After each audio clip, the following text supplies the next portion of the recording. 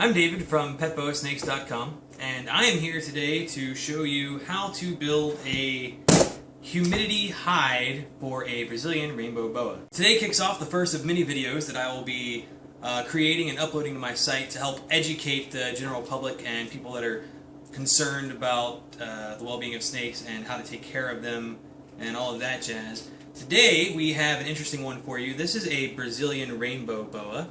It is known for its iridescence. That's how it gets its name. I'm not sure if it's going to show up in the camera or not, but they have a really incredible sheen that just looks like a rainbow, especially when they first shed. It's absolutely amazing.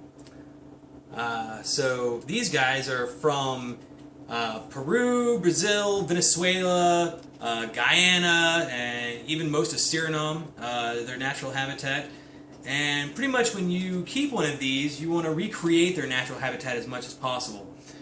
When they're babies, you want to actually keep the temperature a little bit lower than usual, and you want to keep the relative humidity up higher, which is actually easier to accomplish. Science! The colder the temperature is, the smaller the molecules are in the air, which allows more water molecules to attach themselves to it, increasing the relative humidity. So, it works out perfectly. 90 to 95% is perfect, and a fantastic way of accomplishing that is by building a humidity box. So, let's get started! List of tools required. Drill. Obviously, you're going to be making a hole in a box.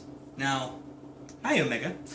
I prefer to use these. They're perfect. They're 6-quart Sterilite shoebox tubs. You can get them for $1 at pretty much anywhere. Sphagnum peat moss, sandpaper, razor blade.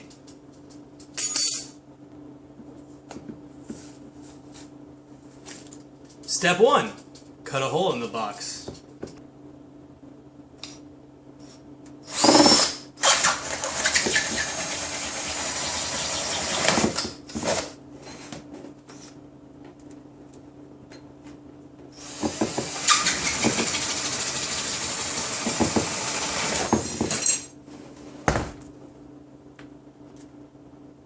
Alright, so actually 2 holes. Where you put them is totally up to you.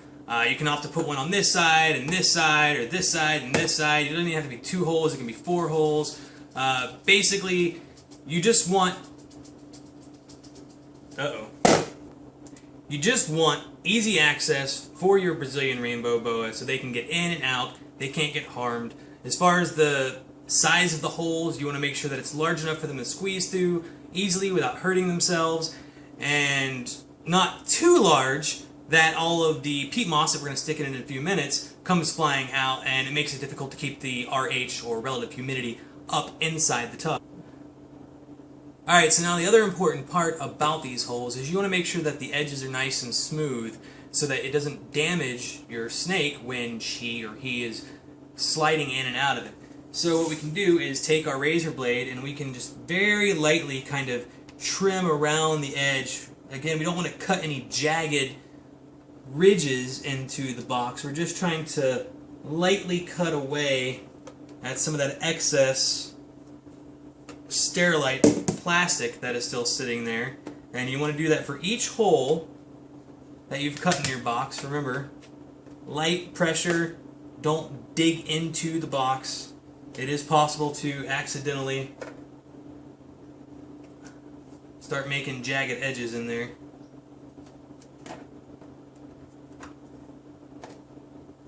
There we go.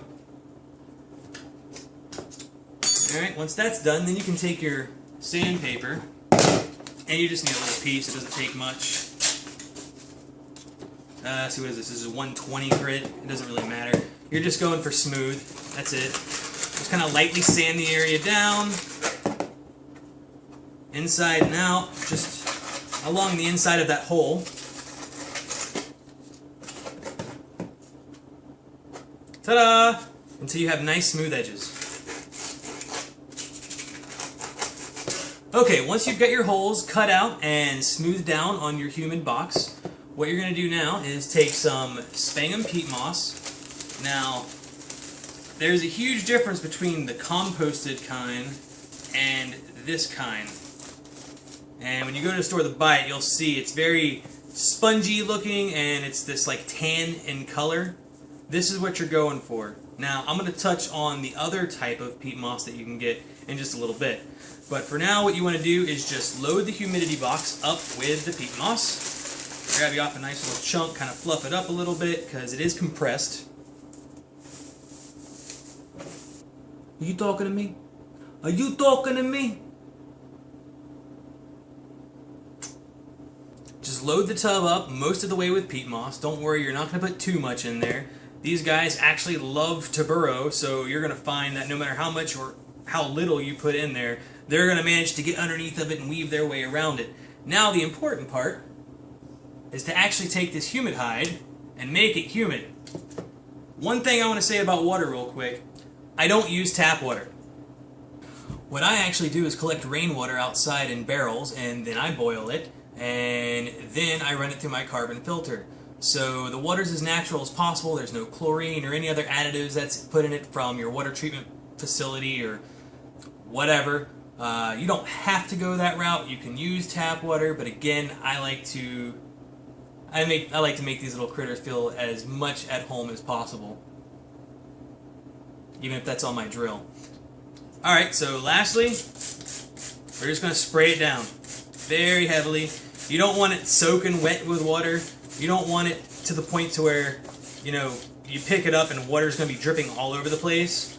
But Sphagnum peat moss can hold a lot of water. So go ahead and just soak it down really well. Are you going to give me a hand? Or a tongue? Okay. Just give it a nice, thick coating. Oh, I think she senses the water. That's what it is. She's going for it. Like, hey, it's hot and dry in here. Let me in my box. I know what you're building for me over there. Alright, I think... still a few dry patches. Yep, that's what she's going for. Look at that. Perfect example right there. These guys love their humid boxes. No question about it. I can't even finish building it and she wants in it.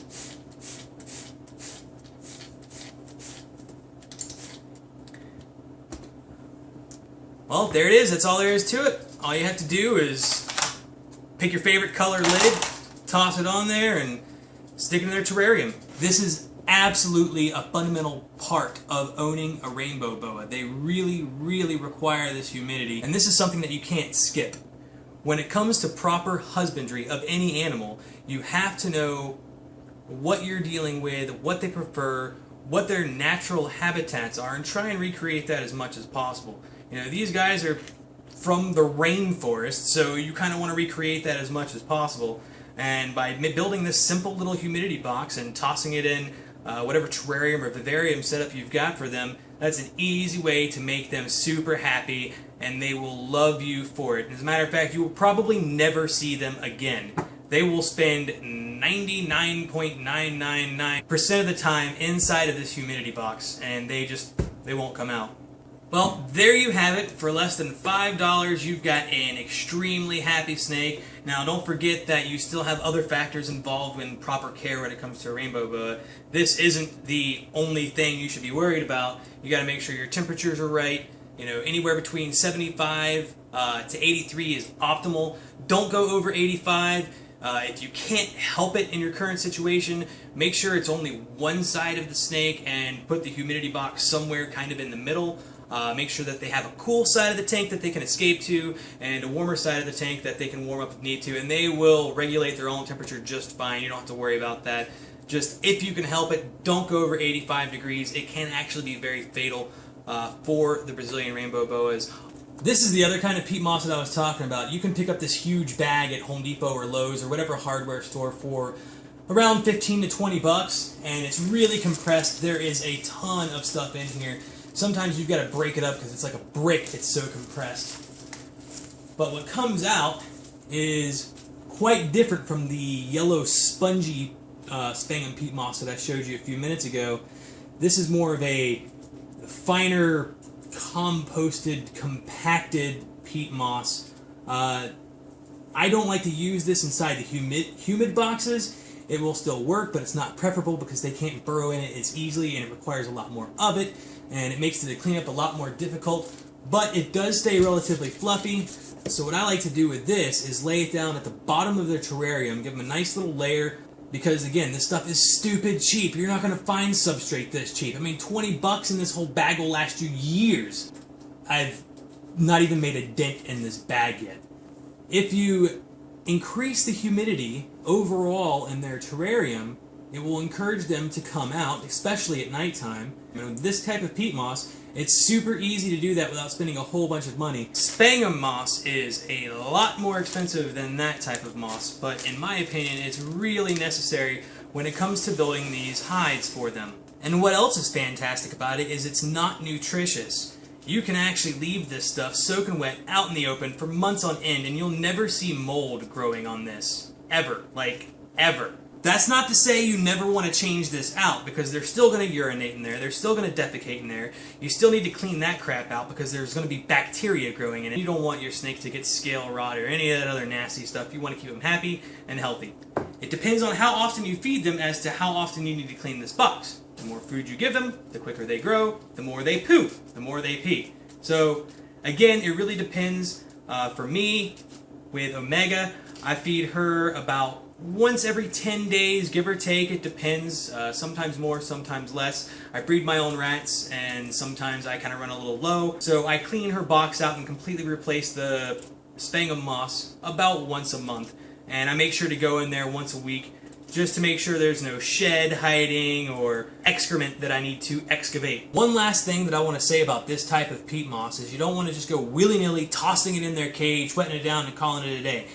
This stuff does require sterilization. Actually, check out my other videos, wherever that is, for a video that I'll be making on how to actually sterilize this. It's super simple and, again, involves some of the Sterilite tubs. Thanks again for watching. I'm David with PetBoaSnakes.com with hyphens. I hope that you've enjoyed your video and hopefully learned something. What is it they say at the end of YouTube videos again these days? Subscribe or something?